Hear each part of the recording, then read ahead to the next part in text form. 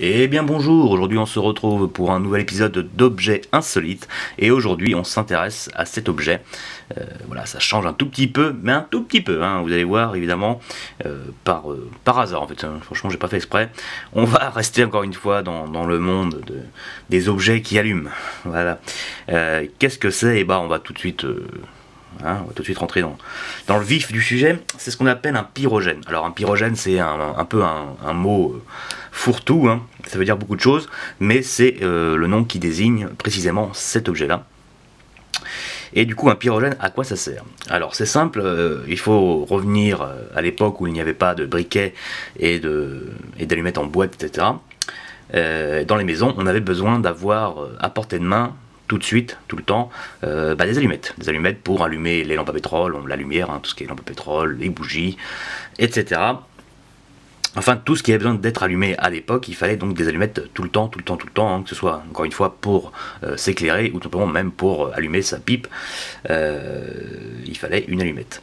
Et pour cela, on a choisi de mettre ce genre d'objet chez soi. À l'époque, je pense qu'il y en avait voilà, dans toute maison, voilà, toute bonne maison, on va dire, parce que évidemment, hein, ça devait avoir un prix à l'époque.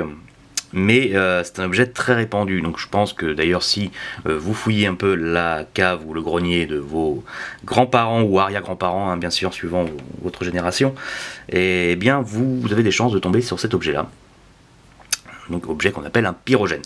Et donc il en existe de toute forme, de toute matière. Donc celui-ci est en espèce de faïence très dense, faïence très dure. Vraiment, je sais pas si on entend, c'est vraiment une faïence très dure.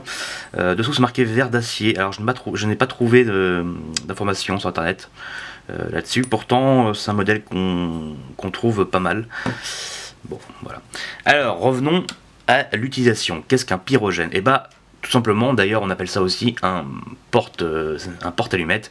Donc c'est tout simplement une coupelle, ou voilà, une coupelle où on va venir mettre nos allumettes pour les avoir à portée de main. Donc tout simplement on va faire la démonstration avec une petite boîte d'allumettes. Bon, elles sont pas de la même époque, hein. Clairement c'est pas la même époque. Je vais vous montrer avec des allumettes sympathiques, voilà, des allumettes multicolores qui sont très jolies. Une boîte italienne très sympathique, une boîte de collection. Donc on venait tout simplement mettre nos allumettes, voilà, dans la petite coupelle du haut. Hop. Comme ça on avait un bon stock d'allumettes toujours à portée de main. Et puis du coup on mettait ça dans les endroits stratégiques de la maison, hein, que ce soit dans le salon pour allumer la pipe ou la cigarette, ou dans les autres endroits pour allumer la lumière et tout ce qui avait besoin d'être allumé. Encore une fois, hein, à l'époque, beaucoup de choses marchaient avec une flamme, hein. Du coup, on venait prendre une allumette qu'on avait besoin et puis on venait allumer ce qu'on avait à allumer. Mais aujourd'hui, cet objet-là ne sert plus à grand chose. Hein, à part voilà, en décoration comme ça, si vous voulez, vous pouvez l'utiliser comme ça en décoration, mettre des allumettes dedans, et ça fait un objet très sympathique pour une déco un peu vintage, voilà. Mais voilà, l'intérêt premier de cet objet-là a un peu disparu. Parce qu'il faut se remettre encore une fois à l'époque. À l'époque, les allumettes n'étaient pas des allumettes de sûreté, ce qu'on appelle les allumettes suédoises, qu'on utilise encore aujourd'hui. Hein. Ça, c'en est, ce sont des allumettes voilà, de sûreté, mais suédoises, et plus des allumettes plus modernes comme voilà, une petite boîte publicitaire d'allumettes, hein, qu'on connaît bien, avec le bout rouge, hein, voilà, tout le monde connaît ces allumettes. Ce sont donc des allumettes de sûreté.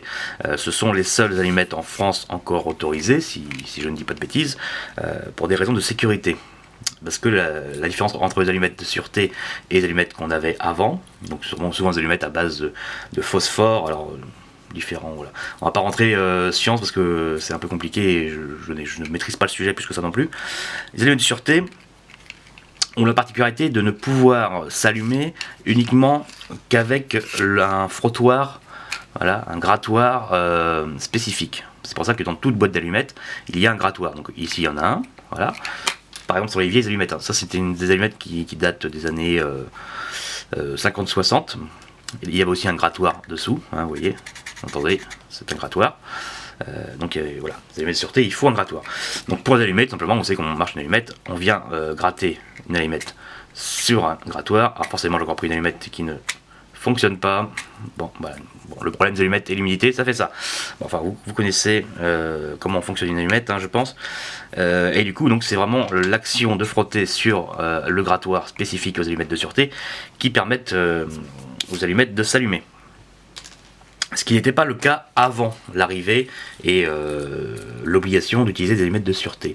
Les allumettes avant ça s'allumaient avec un simple frottement, hein. On pouvait venir frotter votre allumette sur n'importe où, quoi, un truc un peu rugueux, hein, même un jean, je pense que ça devait fonctionner. Peut-être que même comme on voit dans les westerns, avec la barbe, peut-être que ça fonctionnait. Je ne suis pas convaincu, mais après tout, voilà, il paraît que les allumettes en ce temps-là, s'allumait vraiment n'importe comment, et c'est d'ailleurs le problème, c'est pour ça qu'on a inventé les allumettes de sûreté, c'est parce que les allumettes ont provoqué pas mal d'incendies, parce que ça s'enflammait dans votre poche, et un peu partout. Voilà, donc c'était vraiment pas sécurisant d'avoir des allumettes. Et on vivait dangereusement à l'époque, hein. Alors qu'avec une allumette de sûreté, vous pouvez vraiment vous trimballer avec dans la poche, même comme ça, hein. Vous prenez l'allumette comme ça, vous la mettez dans votre poche, et il y a assez peu de chances qu'elle s'enflamme, hein. On est d'accord, à moins d'être vraiment soumis à une forte chaleur, elle ne s'enflammera pas. Donc c'est l'avantage pour nous aujourd'hui d'avoir des allumettes de sûreté, mais c'est ce qui rend cet objet quasiment inutile, parce que, encore une fois, pour qu'une allumette de sûreté fonctionne, il faudrait un grattoir. Et du coup, ce qu'il faudrait, il faudrait un grattoir spécifique sur l'objet en lui-même, c'est-à-dire qu'il faudrait qu'on puisse venir gratter notre allumette. Voilà. Et c'est à ça que servait le pied là, le pied que vous voyez qui est un peu strié, hein, on le voit à la vidéo, c'est un peu strié, et c'était un grattoir, mais bon, c'était juste un grattoir, voilà, parce que ça c'est rugueux, tout simplement. Donc pour les allumettes avant les allumettes de sûreté, il suffisait de venir prendre une allumette et gratter sur le pied, et ça fonctionnait. Mais bien sûr, avec une allumette classique de sûreté comme on en a aujourd'hui, hein, je vais reprendre une, bon, voilà, si on vient gratter sur le pied, tout ce que ça fait, c'est que ça râpe la tête d'allumette et ça dépose la belle couleur sur le pied. Donc évidemment, ça ne fonctionne pas, parce que voilà, il faut, encore une fois,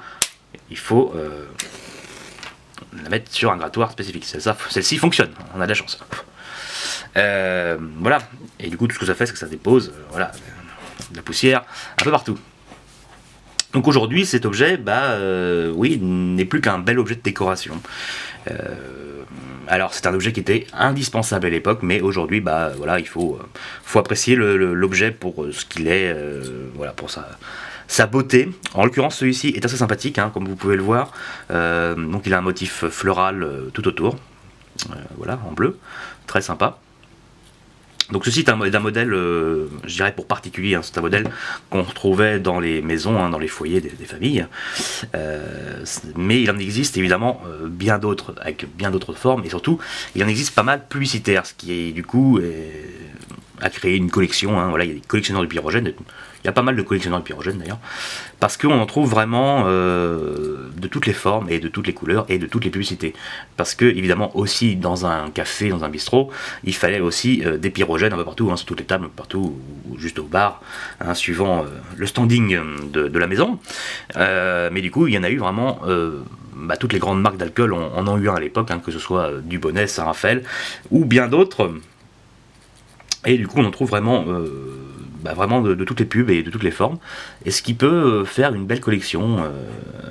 En plus, bizarrement, disons que pour l'âge de l'objet, proportionnellement, le prix n'est pas forcément exorbitant. C'est-à-dire qu'on peut commencer avec des petits pyrogènes comme ça, des pyrogènes de maison, on peut commencer à en trouver pour une dizaine d'euros. Et après, ça peut monter jusqu'à je dirais, dans les modèles courants, on reste entre une dizaine d'euros et une quarantaine d'euros. Vous voyez, ça reste tout à fait abordable, hein, évidemment. On peut se constituer une collection pour pas tellement cher. Et il faut bien se rappeler quand même que ces objets-là ne sont pas tout neufs, hein. Le pyrogène tel qu'on le connaît, là, tel que celui-ci, date du milieu du 19e siècle, hein, on parle bien du 19e siècle, jusqu'aux les années 1930. Hein. Après, évidemment, il y a eu les briquets et autres systèmes d'allumage pour allumer les cigarettes, etc. Donc à partir de 1930, les pyrogènes ont disparu progressivement des bistrots et des maisons. pour d'autres systèmes. Donc ouais, c'est un objet quand même qui est assez ancien et malgré tout qui reste pas trop cher. Donc si vous voulez trouver des pyrogènes sympathiques, il en existe beaucoup et on en trouve beaucoup. C'est pas très dur à trouver en plus, parce qu'encore une fois je rappelle que c'était indispensable. Du coup, même en publicitaire, ça devait être très distribué par les marques. Donc on peut trouver plein de modèles publicitaires. Là actuellement sur eBay, je pense qu'il y en a des dizaines, des centaines, peut-être même actuellement sur eBay. Je suis pas allé voir, mais il y a vraiment moyen de trouver celui qui vous plaît. Si vous en voulez un seul, ou si vous commencez une collection, vous allez sûrement trouver pas mal de modèles sympathiques. Pardon. Donc voilà, on a fait un peu le tour, on va pas non plus continuer de discuter trois plombes. En plus, ça fait 10 minutes que je joue avec les allumettes devant vous. Mais elles sont belles, vous avez vu, ce sont des très belles allumettes multicolores, c'est des allumettes un peu fantasy, italiennes, comme je vous dis, elles sont sympathiques. Voilà, je dérive un peu. La petite boîte, en plus, une boîte qui ressemble à un tambour, c'est rigolo. Et on a un peu les mêmes là. J'ai un peu le modèle aussi, un peu pareil, en boîte ronde. Donc c'est des allumettes italiennes, et même principe, elles sont aussi un peu multicolores aussi. Elles sont moins belles celles-ci, par contre celle-ci a encore un timbre de taxe dessus. Donc, voilà. On va pas rentrer dans le débat, dans le sujet, parce que en France aussi il y aurait beaucoup de choses à dire sur les allumettes, parce que je rappelle que longtemps la vente d'allumettes était un monopole d'État. Voilà, bon, c'est juste pour haute culture. Donc voilà, il n'y avait que l'État qui vendait des allumettes. Bref. Du coup, on va s'arrêter là. J'espère que vous avez découvert un bel objet.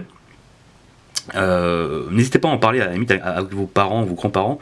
Je pense que ça leur rappellera quelque chose. Bon, ça dépend encore une fois à quel âge ont vos grands-parents. Mais et pareil, je rappelle, si vous fouillez un peu la cave de vos grands-parents, il y a de grandes chances d'en trouver un, voire plusieurs. Voilà. Sur ce, on va passer toujours au même baratin de fin de vidéo. Si vous avez aimé la vidéo, déjà c'est cool. Mais si vous l'avez aimé, n'hésitez pas à laisser un petit pouce bleu, laisser un commentaire. Moi j'aime toujours lire vos commentaires, ça me fait toujours plaisir. Et bien sûr, partagez la vidéo, partagez, ce qui me permettra de pouvoir montrer plus d'objets à plus de personnes, et ça me fera plaisir. Et puis autrement, n'hésitez pas à venir me rejoindre sur les différents réseaux sociaux tels que Facebook ou Twitter. Voilà, je suis sur les deux, ça permet de pouvoir communiquer différemment suivant les réseaux sociaux. Voilà. On peut quand même discuter plus sur Facebook, mais voilà, c'est plus convivial sur Twitter. Donc n'hésitez pas à rejoindre à me suivre sur l'un ou l'autre, ou sur les deux, c'est encore mieux, évidemment. Sur ce, je vous dis une bonne journée, et puis à la prochaine.